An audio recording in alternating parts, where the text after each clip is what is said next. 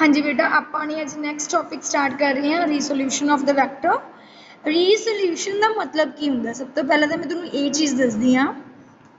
रीसोल्यूशन रीसोल्यूशन का मतलब हुंदा सप्लिटिंग। बस तुसीं ये याद रखना है, रीसोल्यूशन का मतलब की हुंदा सप्लिटिंग। ठीक है, it is the process of splitting of a vector into two. It is the splitting of a vector into two or more vectors in such a way that their combining effect is same as that of given vector। बस अगर तुसी ये line समझ गए ना, फिर तुहानूं सारा कुछ क्लियर हो जाना। तो मतलब की है, देखो उन्होंने क्या है भी it is a process of splitting. ये वैक्टर्स की होनी तो सप्लिटिंग है, मतलब टुटना है वैक्टर्स ने इनटू टू और मोर वैक्टर्स। टू और मोर मैंने यहाँ दो वैक्टर्स ले लिया, एक तो बी ले लिया, एक ए ले लिया। ठीक है, दोनों डिफरेंट डायरैक्शन दे विच लए। फिर अगली लाइन पढ़ो, दे आर कंबाइंड इफैक्ट। जदों ये कंबाइन हुंदे है is same as that of given vector. तो जिहड़ा इन्हां दा कंबीनेशन होगा, आ वाला कंबीनेशन है, मैंने लिखा एक लैमडा ए लैमडा बी। मैं तुहानूं दसदी हां ए की हुंदा, लैमडा ए ते लैमडा बी की हुंदा। तो देखो जदों भी रीसोल्यूशन दे विच वैक्टर्स पहला स्प्लिट होणगे, फिर उन्हां नूं आपां कंबाइंड करांगे। जदों भी आपां कंबाइंड करांगे तो उन्हां दा जिहड़ा इफैक्ट होगा लैमडा ए वो किहदे इक्वल होगा, ए वैक्टर दे, एंड लैमडा बी वो किहदे इक्वल होगा, बी वैक्टर दे। म्यू बी लिख लो, म्यू मतलब दोनों नूं अलग अलग रिप्रजेंट कर दो, mu B and lambda A. ये मैं दसदी हां की है, the vector into which the given vector is splitted. जिहड़ा हाँ ए वैक्टर आई किहदे विच सप्लिट होया, लैमडा ए दे विच। ते जिहड़ा बी वैक्टर आ वो किहदे विच सप्लिट होया, लैमडा बी वैक्टर दे विच, म्यू बी वैक्टर दे विच। म्यू लिख लो, आ वाला म्यू हुंदा म्यू बी वैक्टर दे विच। इहनूं कंपोनेंट वैक्टर बोलदे आ। इहनूं की बोलदे आ, कंपोनेंट वैक्टर। मैं दोबारा दसदी हां एक बार, देखो दोबारा सुनो। रीसोल्यूशन का मतलब मैं तुहानूं दसदा सप्लिटिंग हुंदी है, भी सप्लिटिंग हो जाए टू और मोर वैक्टर्स दे विच। ठीक है, तो ये विच की है, जदों ये कंबाइंड होणगे, आह कंबाइन हो गए दोनों वैक्टर, जदों ये कंबाइंड होए तो इन्हां दा जिहड़ा इफैक्ट है वो सेम होगा as that of given vectors. जिहड़े आपां ने गिवन वैक्टर, जिहड़े आपां वैक्टर लए सी, इन्हां दोनों दे सेम होगा। बट जिहदे विच ये स्प्लिट होणगे, मतलब ए स्प्लिट होया लैमडा ए दे विच एंड बी स्प्लिट होया म्यू बी दे विच, तां इह वैक्टर्स नूं की बोलदे आ, कंपोनेंट ऑफ वैक्टर्स बोलदे आ। इहदे विच आपां दो चीज़ां कढ सकदे आ, एक तां आपां सप्लिटिंग मतलब रीसोल्यूशन। रीसोल्यूशन का मतलब की है, सप्लिटिंग करते हैं आपां वैक्टर्स की। सप्लिटिंग किहदे किहदे विच होई, लैमडा ए दे विच, मतलब ए वैक्टर की सप्लिटिंग हुई लैमडा ए दे विच एंड बी की सप्लिटिंग हुई म्यू बी दे विच। तां ना जिहड़ा कंबाइंड इफैक्ट है, मतलब आह आर जिहड़ा कंबाइंड इफैक्ट है, ये किवें होऊगा, is same as that of given vector. आ दोनों गिवन वैक्टर्स सी, तो आ जिहड़ा इन्हां दा इफैक्ट होऊगा इन्हां दोनों का वो सेम होऊगा एज कंपेयर टू जिहड़े वैक्टर आपां ने लए सी। द रीसोल्यूशन, बस इन्नी गल समझनी है भी जिहड़ी अपने कोल आह रीसोल्यूशन है, आ वाला रीसोल्यूशन मतलब कि सप्लिटिंग, ये अपोजिट है किहदे तो, एडिशन तो। क्यों, क्योंकि ये आप सप्लिटिंग कर रहे हैं, सप्लिटिंग करके अपने को नवे फॉर्म ऑफ वैक्टर बनते हैं, कंपोनेंट जिन्हों का इफैक्ट सेम होगा as that of given vectors. हुण ये कुछ ना कुछ एक्सप्रैशन है, वो देखो मैंने ट्रायंगल ऑफ वैक्टर एडिशन लगाया। ट्रायंगल ऑफ वैक्टर एडिशन की कहता आपां नूं भी जिहड़ी थर्ड साइड है आ वाली, O Q is equal to sum of two sides. अं कहा सी ना आपां ने भी आ दो साइड्स आपां लईआं सी, जिहड़ा रिजल्टेंट सी ये थर्ड साइड के अपोजिट साइड ट्रीट करता सी रिजल्टेंट। तो मैंने वही चीज़ लिखी हुई है, O Q is equal to O P plus P Q. तो हुण आपां ने की किया भी जिहड़ा ओ पी है, आ वाला ओ पी नवा वैक्टर बनया कंपोनेंट ऑफ वैक्टर, वो किहदे पैरेलल है, ए वैक्टर दे। जिहड़ा अपने कोल आ वाला वैक्टर बनया वो किहदे पैरेलल आ, बी वैक्टर दे। तो आपां लिख सकते हैं भी O P parallel to A vector, इसलिए O P is equal to lambda A, O P is equal to lambda A. And जिहड़ा पी क्यू है वो किहदे पैरेलल है, बी वैक्टर दे, इस करके P Q is equal to mu B. इत्थे तुसीं की लिख सकते हो म्यू, इन्हूं ना म्यू बी लिख लो, मैं बार बार कह रही हूँ गलती नाल मेरे तो लैमडा लिखा गया। तो जिहड़े लैम्डा ते म्यू ने ना ये दोनों स्केलर ने लैम्डा ते म्यू दोनों डायरैक्ट स्केलर ने बस जिधर नूं ए वैक्टर जाऊगा उधर नूं ही अपना कंपोनेंट ऑफ वैक्टर बन जूगा देखो ए भी इधर नूं जा रहा है ए भी इधर नूं जा रहा है ए भी इधर नूं जा रहा है ए भी इधर नूं जा रहा है डायरैक्शन सेम होगी उन्होंने सब कुछ इस करके ना स्केलर्स दे विच काउंट करते हैं तो अपना जिहड़ा रिजल्टेंट आया आर वैक्टर वो किहदे इक्वल आया lambda A vector plus mu B vector क्योंकि लैम्डा ए वैक्टर मतलब ओ पी की वैल्यू है एंड पी क्यू की वैल्यू की है म्यू बी तो आप ये कह सकते हैं hair lambda a is a component of r in the direction of a and mu b is the vector of r in the direction of b जिवें मैं कह के चुकी हाँ सेम तुसी वही चीज़ लिखनी है मैं समझा चुकी हाँ वैसे तुहानू भी जिहड़ा लैम्डा ए आ उहदी डायरेक्शन की है ए वैक्टर वाली हुई है लैम्डा ए कंपोनेंट वैक्टर किहदा आया रिजल्टेंट का तो आप की लिख सकते हैं आप लिख सकते हैं lambda A vector lambda A is a component vector of the resultant AR in the direction of A vector and lambda B is the component of R vector in the direction of B. हाँ जी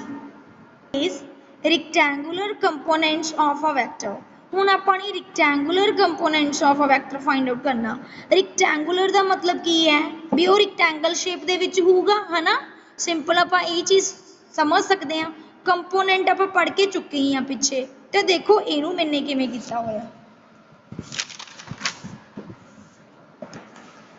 चलो rectangular components of a vector तो इहदे विच आपां की करांगे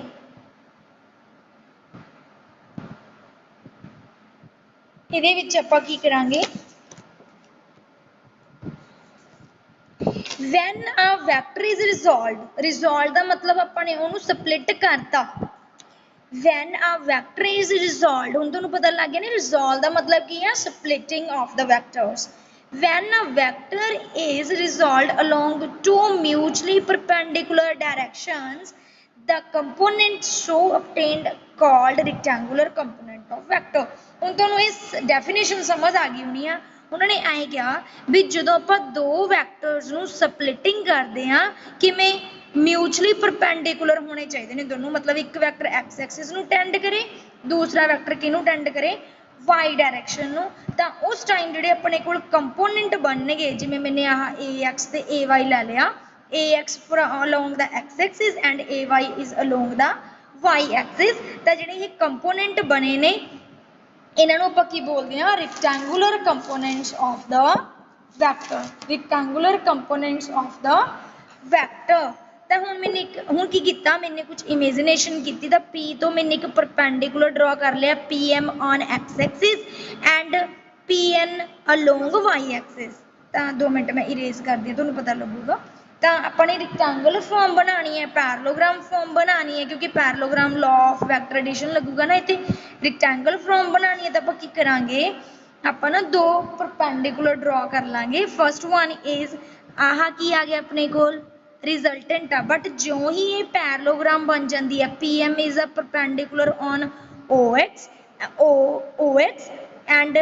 Pn is a perpendicular on OY ठीक है तो हम जो रेक्टेंगुलर फॉर्म बन चुकी है पैरेललोग्राम फॉर्म बन चुकी है तो this is known as diagonal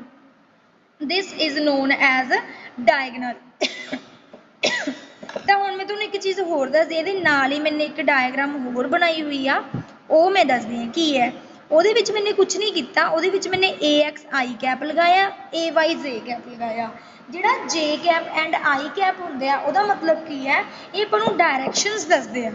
भी मतलब जे अपने कोल आई कैप होया तो आप दसांगे भी ਜਿਹੜਾ वैक्टर है वो अलोंग एक्स एक्सिस है मतलब ਉਹਦੀ डायरैक्शन अलोंग एक्स एक्सिस है जे जे कैप होया तो ਉਹਦਾ मतलब की है भी वो ਕਿਹੜਾ वैक्टर किधर आ गया वाई डायरैक्शन ਦੇ ਵਿੱਚ ਆ ਤਾਂ ਆਪਾਂ ਇਹਨੂੰ ਐਵੇਂ फाइंड आउट कर सकते हैं भी I tends to x axis and y tends to j tends to y axis and k tends to z axis ਤਾਂ ਆਪਾਂ ਨੂੰ ਐਵੇਂ ਯੂਨਿਟ ਵੈਕਟਰਸ ਪਤਾ ਚੱਲ ਜਾਂਦੇ ਆ ਯੂਨਿਟ ਵੈਕਟਰ ਮੈਂ ਤੁਹਾਨੂੰ ਡੈਫੀਨੇਸ਼ਨ ਵੀ ਕਰਵਾਈ ਸੀ ਇਹ ਆਪਾਂ ਨੂੰ डायरेक्शन ਬਾਰੇ ਦੱਸਦੇ ਆ ਤਾਂ ਹੁਣ ਆਪਾਂ ਇਹਦਾ ਐਕਸਪ੍ਰੈਸ਼ਨ ਕੱਢਣਾ ਦੇਖੋ according to parallelogram of vector addition ਆਪਾਂ ਨੇ ਰੈਕਟੈਂਗਲ ਦੇ ਵਿੱਚ ਕੀ ਲਗਾਇਆ ਪੈਰਲਲੋਗ੍ਰਾਮ ਲਗਾਇਆ ਤਾਂ ਆਪਣੇ ਕੋਲ ਜਿਹੜਾ ਆਹ ਵਾਲਾ A ਵੈਕਟਰ ਹੋ ਗਿਆ ਇਹ ਡਾਇਗਨਲ ਹੋਇਆ ਤਾਂ ਆਪਾਂ ਇਹਨੂੰ ਲਿਖਾਂਗੇ ਕਿਵੇਂ ਇਹਨੂੰ ਆਪਾਂ ਲਿਖਾਂਗੇ OP this one OP is equal to ਕੀ ਲਿਖਾਂਗੇ OM plus ON ਐਵੇਂ ਲਿਖਦੇ ਹਾਂ ਆਪਾਂ ਨਾ ਤਾਂ OM plus ON ਜਾਂ ਫਿਰ OM ਨੂੰ ਲਿਖਿਆ ਆਪਾਂ ਨੇ AX ਐਂਡ N ਨੂੰ ਆਪਾਂ ਨੇ ਲਿਖਿਆ AY ਤਾਂ ਮੈਨੇ ਪੁੱਛ ਕਰਤਾ ਤਾਂ AX ਹੁਣ ਆਪਾਂ ਤੁਸੀਂ ਇਹ ਮੰਨਣਾ ਵੀ AX is the horizontal component of the A vector and AY is a vertical component of A vector ठीक है column wise ਆਪਾਂ ਪੜ੍ਹਦੇ ਹਾਂ ਛੋਟੀਆਂ ਕਲਾਸਿਸ ਦੇ ਵਿੱਚ ਵੀ AY is a vertical component and A is ਜੋ X axis ਤੇ ਹੁੰਦਾ ਉਹ horizontal ਹੁੰਦਾ ਜੋ Y axis ਤੇ ਹੁੰਦਾ ਉਹ vertical ਹੁੰਦਾ ਹੁਣ ਆਪਾਂ ਨੂੰ ਮੈਂ ਤੁਹਾਨੂੰ ਇਹ ਵੀ ਚੀਜ਼ ਦੱਸਦਾ ਵੀ I ਤੇ J ਕੈਪ ਮੈਨੇ ਕਿਉਂ ਲਗਾਏ ਨੇ ਕਿਉਂਕਿ ਇਹ ਆਪਾਂ ਨੂੰ ਡਾਇਰੈਕਸ਼ਨਸ ਦੱਸ ਰਹੇ ਨੇ I ਟੈਂਡਸ ਟੂ X ਦੱਸੂਗਾ ਐਂਡ J ਆਪਾਂ ਨੂੰ Y ਐਕਸਿਸ ਦੇ ਦੱਸੂਗਾ ਤਾਂ ਆਪਾਂ ਮੈਂ ਇਹ ਵੀ ਲਿਖ ਸਕਦੀ ਹਾਂ ਵੀ ਜਿਹੜਾ AX ਹੈ ਉਹ AX I ਦੇ ਇਕੁਅਲ ਹੈ ਕਿਉਂਕਿ ਆਪਾਂ ਨੂੰ AX ਦੀ ਡਾਇਰੈਕਸ਼ਨ ਕਿੱਧਰ ਨੂੰ ਮਿਲੀ ਹੈ X ਐਕਸਿਸ ਦੇ ਵਿੱਚ ਕੌਣ ਦੱਸ ਰਿਹਾ I ਕੈਪ ਤਾਂ ਮੈਂ ਲਿਖ ਸਕਦੀ ਹਾਂ AX I ਕੈਪ ਜਾਂ ਫਿਰ AY ਨੂੰ ਲਿਖ ਸਕਦੀ ਹਾਂ AY J ਕੈਪ है ना जे दोनों का प्लस करना हो दैन मैं कर सकती हाँ AXI cap plus AY J cap with respect to similar ये वांगू है ना तो जे ये दोनों एंगल बना रहे हैं थीटा एक एंगल ते इनकलाइंड हो रहे हैं थीटे एंगल ते तो अपने कोल की आ गया अलोंग X एक्सिस तो मैंने AX की वैल्यू लई AX A cos theta and AY की वैल्यू लई A sin थीटा हुण तुसीं कहोगे भी जिहड़ा AX है वो तो हॉरिजोंटल कंपोनेंट है X एक्सिस ते है ਉਹਦੇ ਵਿੱਚ मैंने cos थीटा क्यों ले लिया एंड जो मेरे को AY है आ वाला ਇਹਦੇ ਲਈ मैंने वैल्यू ਲਈ A sin थीटा मैंने क्यों ਲਈ ਇਹ ਦੱਸਦੀ ਹਾਂ मैं ਤੁਹਾਨੂੰ देखो गल समझो मेरी ध्यान नाल अपने कोल की हुंदा हैगा AX की हो गया अपने कोल बेस एंड A की हो गया अपने कोल की हो गया अपने कोल हाइपोटन्यूज तो अपने कोल की हुंदा है बेस अपॉन हाइपोटन्यूज की हुंदा कोस थीटा ना क्योंकि ਆਪਾਂ एडसेंट एंगल ਦੇ ਨਾਲ ਹੀ ਬਣਾਵਾਂਗੇ ਇਹਨੂੰ एडसेंट एंगल मतलब ਜਿਹੜੀ एडसेंट साइड अपनी A है तो मैंने लिया base upon hypotenuse AX is equal to A ले लिया या फिर AX अपॉन A ले लो is equal to cos theta जो मैंने एंगल नाल ਉਹਨੂੰ सिचुएट करना है एवं मैंने AY की वैल्यू कढ़ ली तो मैंने लिया perpendicular upon hypotenuse perpendicular AY by A is equal to क्या गया साइन थीटा तो मैंने AX से AY की इस तरह नाल इहदे विचों वैल्यू कढ़ ली समझ लग गई तो तुसीं ये भी याद रखना भी AX दे विच हॉरिजोंटल कंपोनेंट दे विच आपां cos थीटा लैने आ वर्टिकल दे विच sin थीटा लैने आ ये क्यों लैने मैं एक रीजन इहदा होर दस दिंदी आ क्योंकि cos थीटा दी वैल्यू cos जिहड़ा 0 हुंदा इत्थे एंगल 0 बनदा ना अपने कोल ओहदी वैल्यू की आंदी है 1 तो अपने को कुछ ना कुछ वैल्यू आ जाती है बट साइन जिवें 0 लवां तो वैल्यू 0 होंगी है तो इस करके आप कोस लैने ये एंड जिहड़ा साइन है वो मैं परपेंडिकुलर च क्यों लैनी है क्योंकि साइन 91 होंदा है तो कोस 90 की होंदा 0 इस करके परपेंडिकुलर एक्शन दे विच आपां साइन थीटा लैने एंड हॉरिजोंटल दे विच आपां कोस लैने इहदा एक अनदर रीजन ये भी है जां तुसीं उवें परपेंडिकुलर अपॉन हाइपोटन्यूज या फिर बेस अपॉन हाइपोटन्यूज लगा के भी तुसीं इहदा रीजन देख सकते हो हुण मैंने की कीता इन्हां नूं स्केयरिंग कीता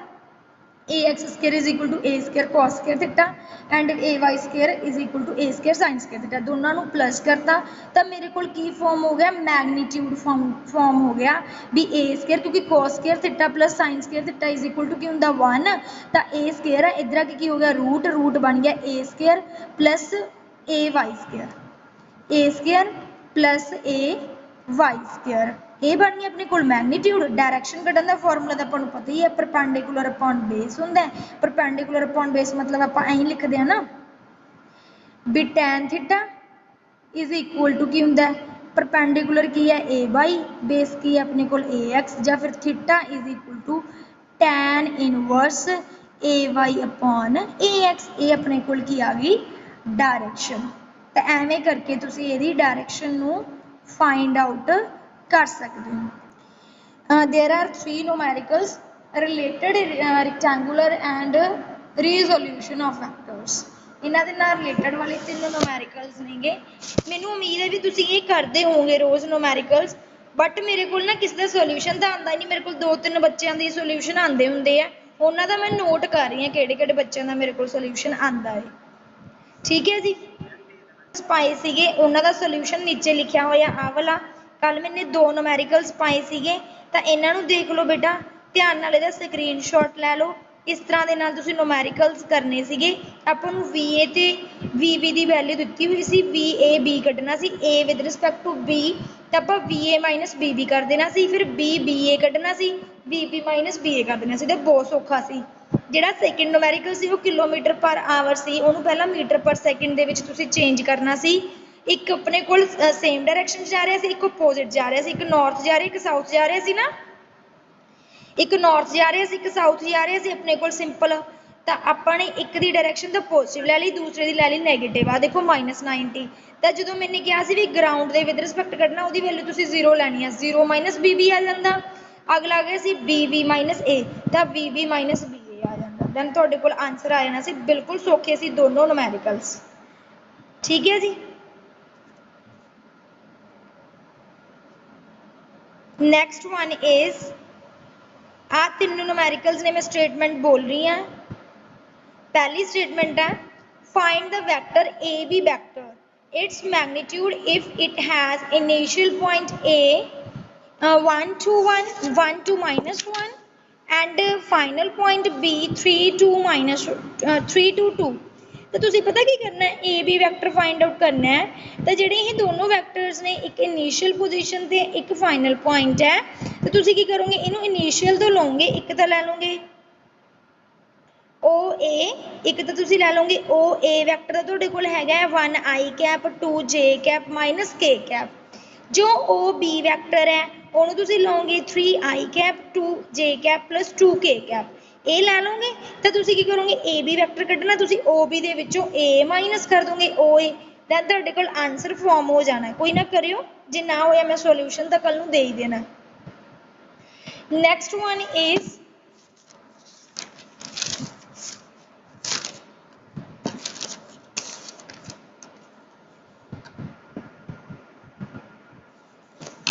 next one is one of the rectangular component of the velocity of 80 km per hour